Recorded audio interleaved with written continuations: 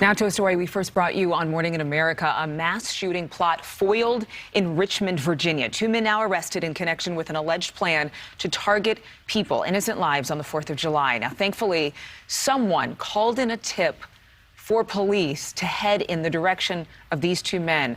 That potentially saved thousands of lives. The investigation revealing a stockpile of weapons. NewsNation correspondent Tom Dempsey live with the latest. Tom. Yeah, good morning, Adrienne. This morning, Richmond investigators are describing this person who called into police as a hero, saying they helped save likely many lives and helped prevent what could have been a possible tragedy. With multiple areas around the country reporting tragic mass shootings over the past several weeks, this morning, police say Richmond, Virginia avoided a possible massacre. The broad outlines are they were planning to actually shoot up our 4th of July celebration. Investigators say 52-year-old Julio Alvarado Dubon and 38-year-old Roman Bellacarcel targeted a July 4th celebration at the Dogwood Dell Amphitheater in the city, a free event that attracts thousands of people. But everything changed last Friday when police say a concerned citizen called in with a tip and alerted officers after overhearing a conversation between the 2 men about a possible mass shooting. Speaking exclusively to NewsNation on Wednesday, Richmond's mayor described what investigators found after arriving at the home of the suspects. Our police department did their due diligence. Come to find out there were weapons of war inside of 2 assault rifles and almost 200 plus pieces of ammunition. Police say a motive for the alleged plot remains unknown, but this morning we know Bellacarcel and Alvarado Dubon both came from Guatemala and lived together as roommates. The Associated Press also reports that both men remained in the U.S. illegally, and Alvarado Dubon's visa had expired. Following the arrests of the 2 men, both police and Virginia's governor lauded the person who called in and said the case offered an important reminder that if you see something, say something. It came from a hero. It came from someone who did the right thing. It came from a hero. And that person, we owe several lives to that one person. And this morning, court documents show Alvarado Dubon lived in Richmond for the past 3 years and worked in construction. This morning, both suspects facing charges of possessing a gun by a non-U.S. citizen, but investigators say more charges could be filed. We will also add that Alvarado Dubon will be back in court in early August. Guys. All right. Thank you so much, Tom. And you heard from Richmond's mayor and president of the Democratic Mayors Association, LeVar Stoney, inside Tom's report there. Mayor Stoney joining us live right now. Thank you so much for being with us. Good morning. Good morning to you. I have to ask you, I'm sure that there was shock and gratitude when you learned about this plot and the person, whoever overheard a conversation, apparently, about a potential July 4th massacre. Do you know anything more about that phone call, that tip that came in? No, I do not know more about the phone call from what I've learned yesterday.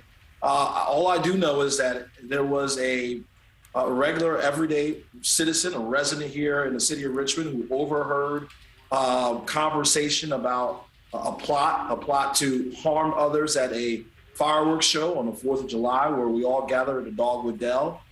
This individual could have ignored that chatter. We ignore a lot of things in our lives during our busy days, but this person picked up the phone, called over to the police department, and luckily and gratefully, the police department followed through, did their due diligence, visited the home of these 2 individuals, found these weapons of war in plain sight, and then followed on that and found out there was certainly a plot to harm others on the 4th of July. Is this going to be something that we're going to expect to see some federal charges result from this particular incident? Well, right now, the Richmond Police Department is working with Homeland Security. Homeland Security is leading the investigation. What we've come to find out that these 2 individuals were at least one individual was on an expired visa with the point of origin being Guatemala. And so Homeland Security is involved with that. But obviously, when there is an alleged plot to harm others at a mass gathering, there could be even more charges that may come further. This sparks, of course, the conversation around keeping guns out of the hands of criminals. What are your thoughts? Well, I do believe that we have to do more. I'm grateful, appreciative of Congress stepping up and strengthening some of our firearms laws, but when it comes to gun safety, we are deficient. We have to do more.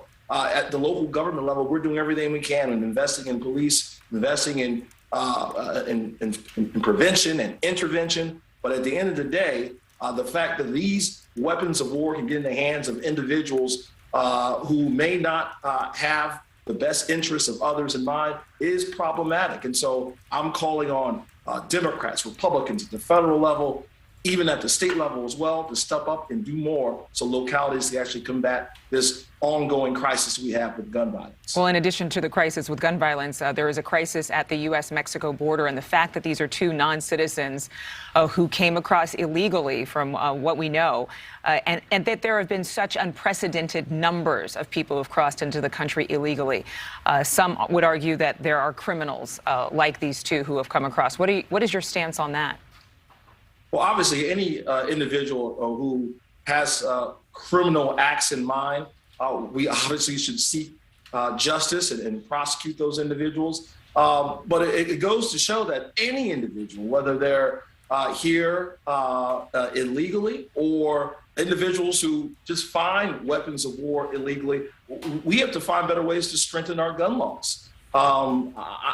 There's first too many loopholes, too many ways to access. We've seen this time and time and again in places like Uvalde, in Buffalo. Now it's fair to say that individuals, American citizens, are not safe in cul-de-sacs and suburbs, in rural areas of America, in urbanized areas, out to eat, out to dine. We all have to keep our heads on a swivel, and that's not the America that I know that we want. And what is your message to your constituents, to those living in the Richmond area and across the country, in terms of staying vigilant? How can we be safe? Well, you know what? We always say, the Richmond Police Department, my chief, Chief Gerald Smith, and others who work there always say that if you see something, say something. And we all have to now recognize that see something, say something worked.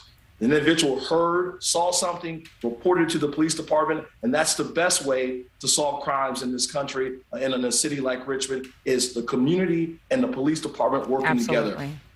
That's the truth. And thank goodness for that person who called that tip in. So much to be grateful for. Richmond Mayor LeVar Stoney, thank you very much for joining us. Thank you.